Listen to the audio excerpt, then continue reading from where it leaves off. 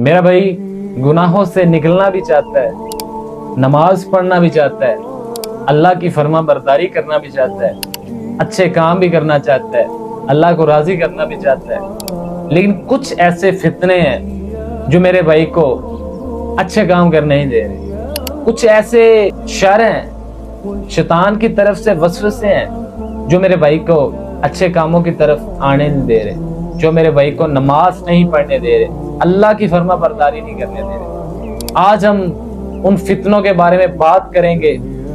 सबसे पहले हम उन फितनों के बारे में बात करेंगे कि वो कौन से फितने हैं जो मेरे भाई को गुनाहों से निकलने नहीं दे रहे, अल्लाह की फर्मा बरदारी नहीं करने दे रहे, नमाज नहीं पढ़ने दे रहे। और उसके बाद हम ये देखेंगे कि उससे निकलने का हल क्या है, हम किस तरह उन फितनों से निकल सकते हैं। मैं आपको बता दूं कि ये फितना ये है, लेकिन अगर मैं ये ना बताऊं कि उसका हल ये है तो उसका फायदा नहीं है। एक दफा मुझे इसी से याद आया कि हुजूर फरमाते हैं कि अनकरीब तुम्हारे दरमियान एक बहुत बड़ा फितना आ जाएगा। तो हमारे जैसे लोग बैठे होते तो पूछते यार रसूलल्लाह वो कैसा फितना होगा, क्यों होगा, कैसे होगा। लेकिन मौला अली ने क्या पूछा कि यार रसूलल्लाह उसका हल क्या है। किसी चीज को भी अगर हल पूछेंगे तो उसका फायदा है, उसका नॉलेज होने का फायदा अगर आपकी प्रैक्टिकल लाइफ में नहीं है ना तो उसका फायदा नहीं है। तो आज हम उन फितनों के बारे में बात करेंगे। तो इस दौर में सबसे बड़ा फितना जो मेरे भाई को गुनाहों से बचने नहीं दे रहा वो है मोबाइल की एडिक्शन। मोबाइल हमारी मजबूरी बन गया है, हमारे स्टडी का एक हिस्सा बन गया है। हमारे स्टडी का 90% जो मटेरियल होता है वो मोबाइल पे होता है। हमने स्टडी इस पे करनी होती है, हमने घर वालों से राब्ता इसके जरिए से करना होता है, हमने कम्युनिकेशन इसके जरिए से करना होता है, हमने एंटरटेन इसी मोबाइल से होना होता है। तो फिर हम किस तरह इतनी बड़ी नेसेसरी चीज के फितने से बच सकते हैं। तो इसका सिर्फ एक हल है कि आप मेरे भाई बेहतर जानते हैं कि कौन सी चीज आपको गुनाहों की तरफ लेके जा रही है। आप बेहतर जानते हैं कि वो टिकटॉक की रील्स हैं, यूट्यूब की वीडियो हैं, गूगल की वेबसाइट्स हैं, वो आप बेहतर जानते हैं। और ज्यादातर ये गुनाह कब होता है जब आप तन्हाई में होते हैं, जब आप अकेले होते हैं, जब आपको ये लगता है कि मेरे पास कोई नहीं है, तब इसका जो सबसे बड़ा फितना है ना तो तब दरपेश होता है। मुझे एक बात बताएं कि आपके पास आपका भाई या आपके वालिद या आपके कोई रिश्तेदार जो बड़े आपसे हो वो आपके पास रहते हो, तो मुझे बताएं कि आप उस तरह का मवाद देखेंगे, उस तरह का मटेरियल देखेंगे जो आपको गुनाह करवाता है? नहीं देखेंगे। तो यही सोच आपकी तन्हाई में होनी है कि यार मेरे साथ अगर कोई भी नहीं है ना, मेरे साथ वो है, मेरे साथ मेरा रब है जो पत्थर के नीचे जो चोटी है ना उसको भी जानता है। मैं समझता हूँ कि इसके अलावा कोई हल नहीं है।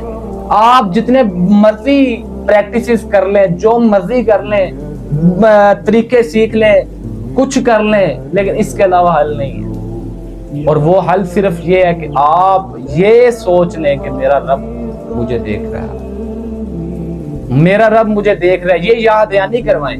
आप जब मोबाइल खोलें इस पे वॉलपेपर लगा लें मोबाइल पे कि अल्लाह इज वॉचिंग मी, ताकि आपको वो याद दहानी करवाता रहे। और वीपीएन जो चीज आपको उस तरफ लेके जाती है उसको डिलीट कर दें अगर वो जरूरत नहीं। अगर जरूरत है तो उसको फिर उतना तक महदूद रखें। और जब आप अकेले हो, जब आपको पता हो कि मेरा अब स्टडी के रिलेटेड या कोई काम, कोई इंपॉर्टेंट काम वीपीएन के साथ नहीं है, तो आप उसको ना कनेक्ट करें। अल्लाह ताला का ईमान आपके जब दिल में आ जाता है ना तो बंदा गुनाह की तरफ जा ही नहीं सकता। बंदा ये सोचता है कि यार अगर मैंने गुनाह कर लिया, आप जरा ये सोचें, आप वालिद पास बैठे हो, गुनाह क्यों नहीं करते?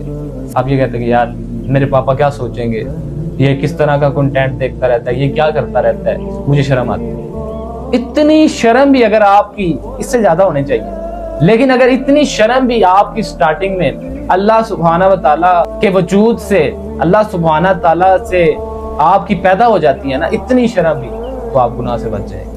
और जैसे जैसे आप प्रैक्टिस करते जाएंगे, जैसे जैसे आप इस चीज को छोड़ते जाएंगे, आप ये देखेंगे कि आपके दिल का जो ईमान है ना अल्लाह सुब्हाना व तआला पे, वो भी बढ़ेगा।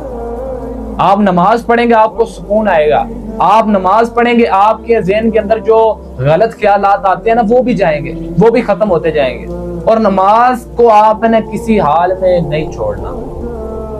دن میں ایک مرتبہ تو آپ اپنی یہ زندگی کا لازمی طریقہ کر لیں کہ کچھ بھی ہو جائے، میں کچھ بھی مجھے ہو جائے نا، میں ایک بار تو اپنے رب کے حضور ضرور پیش ہوں گا.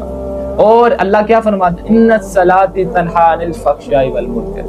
نماز بے حیائی اور بری چیزوں سے بچاتی ہے. آپ نماز میں اللہ سے پناہ مانگیں، آپ نماز میں یہ دعا کریں کہ اللہ مجھے اپنی پناہ میں لے لیجئے. میرے سے نہیں بچا جا رہا، میرے سے اس جیسے فتنے سے، فتنہ میری اسٹڈی کا حصہ ہے، جو فتنہ میرے کمیونیکیشن کا حصہ ہے، جو فتنہ میرے کانٹیکٹ کا حصہ ہے، اس سے مجھ سے نہیں بچا جا رہا. آپ مجھے اپنی پناہ میں لے لیں.